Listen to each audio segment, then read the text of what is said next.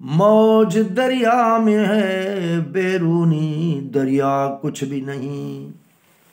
قرآن شریف کے مقابلے میں سمندر بھی کچھ نہیں، ان کا تعلق رب العالمین سے ہے۔ انسان کی ذمہ داری کے لیے مقدس کتاب میں وضاحت کے ساتھ رب العالمین نے بیان کیا، دہرا دہرا کے بار بار، تاکہ انسان کی سمجھ میں آ جائے۔ ہر طرح کے دلیل ثبوت قصے بیان کیے، کہانیاں بیان کی، حکم بھی کیا، دلیل بھی دیا، کچھ ایسی باتیں بھی کہ انسان کے سمجھ سے بالا ہیں۔ تو اللہ سبحانہ و تعالیٰ نے سورۃ النحل آیت نمبر 17، 18، 19، 20 میں کہا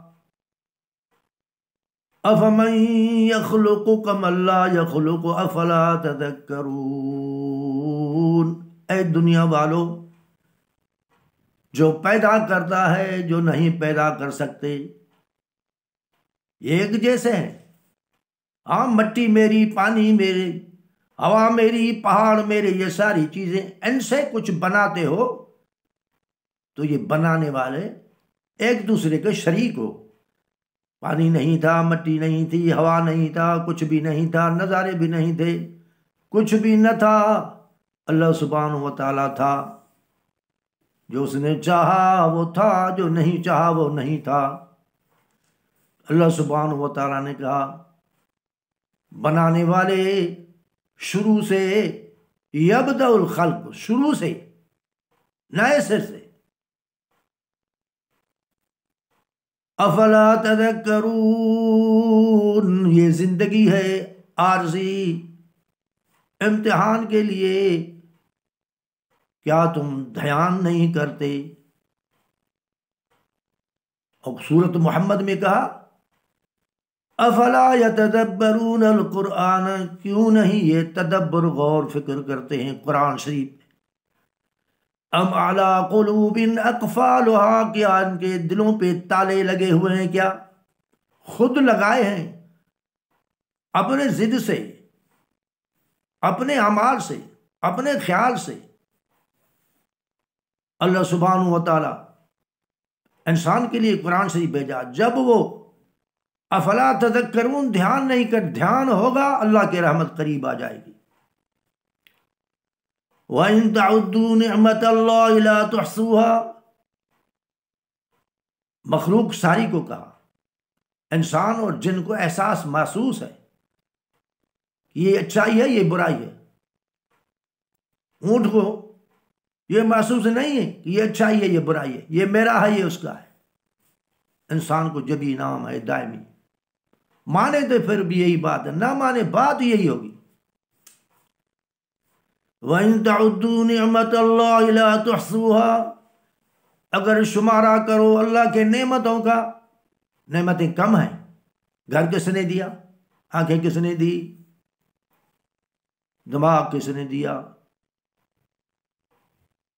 پاگلوں کو دیکھو، کچھ عبرت حاصل کر لو، اندھوں کو دیکھو، کچھ عبرت حاصل کر لو، یہ عبرت کے لیے۔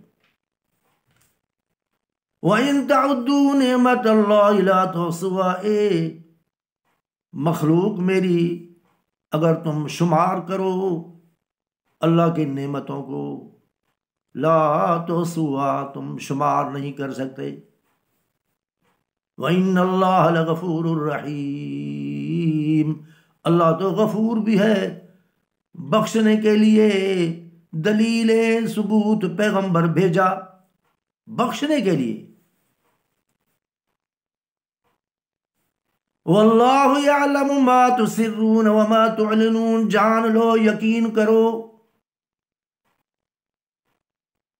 جانتا ہے اللہ